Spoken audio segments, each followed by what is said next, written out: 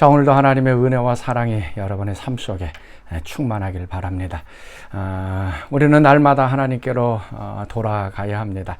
또 우리의 현재의 삶의 방향이 또 하나님을 향해 가고 있는지, 하나님을 등지고 세상으로 가고 있는지 우리가 살펴봐야 합니다. 하나님을 등지고 멀리 떨어갔을 때 우리는 이제 하나님께로 매일매일 돌이켜 가야 합니다.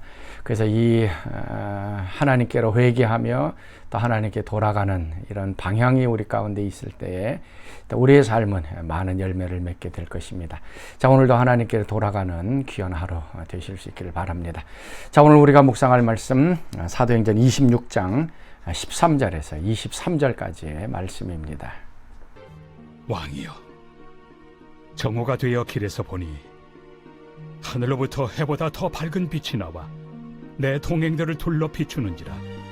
우리가 다 땅에 엎드러짐에 내가 소리를 들으니 히브리 말로 이르되, 사울아 사울아, 내가 어찌하여 나를 박해하느냐? 가시채를 뒷발질하기가 내게 고생이니라. 내가 대답하되, 주님 누구시니이까? 주께서 이르시되, 나는 내가 박해하는 예수라. 일어나 너의 발로 서라. 내가 네게 나타난 것은 곧 내가 나를 본 일과 장차 내가 네게 나타날 일에 너로 종과 증인을 삼으려 함이니, 이스라엘과 이방인들에게서 내가 너를 구원하여 그들에게 보내어 그 눈을 뜨게 하여 어둠에서 빛으로, 사탄의 권세에서 하나님께로 돌아오게 하고, 죄 사함과 나를 믿어 거룩하게 된 무리 가운데서 기업을 얻게 하리라 하더이다. 아그리빠 왕이여, 그러므로 하늘에서 보이신 것을 내가 거스르지 아니하고 먼저 다메섹과 예루살렘에 있는 사람과 유대 온 땅과 이방인에게까지 회개하고 하나님께로 돌아와서 회개에 합당한 일을 하라 전하므로, 유대인들이 성전에서 나를 잡아 죽이고자 하였으나 하나님의 도우심을 받아 내가 오늘까지 서서 높고 낮은 사람 앞에서 증언한 것은 선지자들과 모세가 반드시 되리라고 말한 것밖에 없으니, 곧 그리스도가 고난을 받으실 것과 죽은 자 가운데서 먼저 다시 살아나사 이스라엘과 이방인들에게 빛을 전하시리라 함이니이다. 자, 오늘 말씀 보면 회심이 무엇인가 하는 것을 분명하게 보여주고 있습니다. 회심, 우리는 이것이 일생에 한 번 있는 것으로 생각하고 있습니다. 맞습니다. 우리가 예수를 몰랐다가 예수를 알고 믿고 예수님께로 돌아가는 것, 이건 우리 일생에 한 번 있는 것입니다. 그러나 한 번으로 끝나는 것이 아니라 매일같이 우리가 해야 할 것이 이 회심입니다. 우리의 삶의 방향이 하나님께로 지금 가고 있는가, 아니면 하나님을 등지고서 가고 있는가. 하나님으로부터 등지고 갔을 때 우리는 처음에는 그것을 위험성을 모르지만 시간이 가면 갈수록 하나님부터 멀어지게 됩니다. 그래서 우리는 항상 하나님을 향하여 방향을 올바로 세워서 가야 할 것입니다. 자, 오늘 바울이 자신의 회심 사건을 이야기하면서 하나님께로 돌아가는가, 회심이 무엇인가 하는 것을 분명히 보여주고 있습니다. 먼저 14절 말씀, 우리가 다 땅에 엎드려짐에 내가 소리를 들으니 히브리 말로 이르되, 사울아 사울아, 내가 어찌하여 나를 박해하느냐? 가시채를 뒷발질하기가 내게 고생이니라. 예수님께서 바울을 향하여 이제 이름을 부르시고, 다음에 바울이 지금 박해하는 것이 얼마나 헛수고인가라고 하는 것을 이야기해 주고 있습니다. 가시채를 뒷발질하기가 내게 고생이니라. 이 농부가 이제 소를 가지고서 이제 일을 하게 되면 여러 가지 막대기나 이런 것을 가지고 이제 소를 이제 앞으로 나가게 합니다.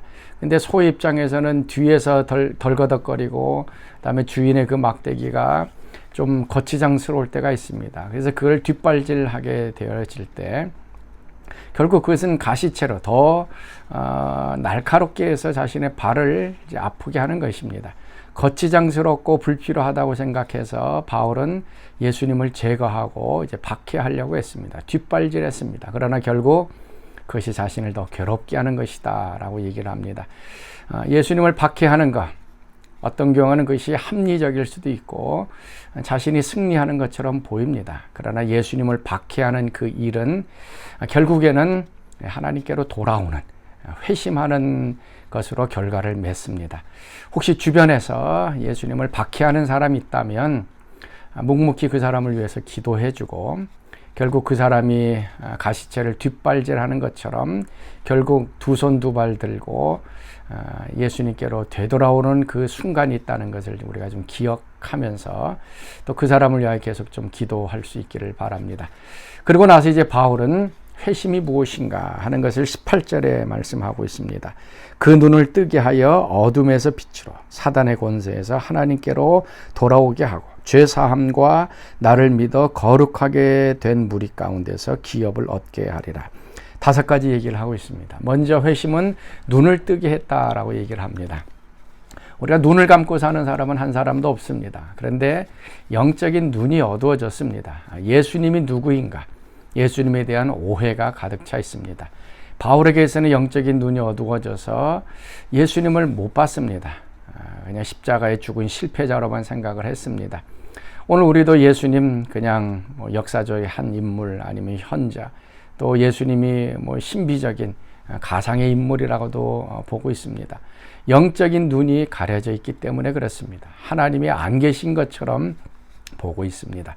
그런데 이 회심 사건을 통해서 이제 눈이 열려지게 되고 하나님이 나의 삶을 시작하셨고 하나님이 내 삶을 이끌어 오셨고 또 하나님이 계시다는 걸 알게 되고 하나님 앞에서 내가 얼마나 죄악된 인간인가 하는 것을 보게 됩니다. 그래서 영적인 눈이 이제 열려져야 하는 것입니다. 그리고 두 번째, 어둠에서 빛으로 인도된다라고 얘기합니다.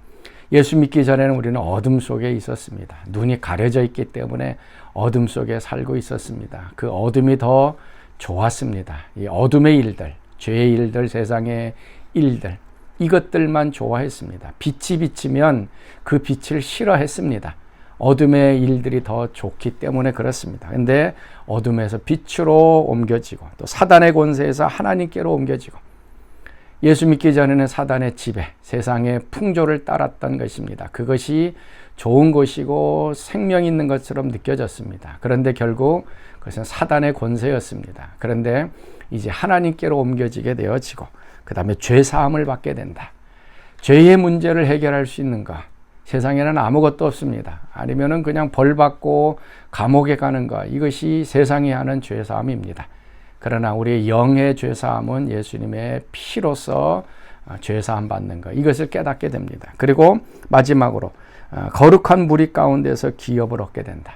나를 믿어서 거룩하게 된 무리, 교회를 얘기하고 성도들의 모임을 얘기합니다. 그 속에서의 기업을 얻게 된다. 하나님을 우리의 기업으로 얻고 하나님 나라를 우리가 기업으로 얻게 됩니다. 천국을 우리가 기업으로 얻게 되어집니다. 오늘 이 5가지의 놀라운 축복들이 우리 가운데 넘쳐날 수 있기를 바라고, 어둠에서 빛으로 또 사단의 권세에서 하나님의 나라로 옮겨주신 그 하나님을 찬양하고 감사하는 귀한 하루 되시기 바랍니다. 우리 같이 기도하겠습니다. 하나님, 오늘도 우리를 하나님께로 이끌어 주시니 감사합니다.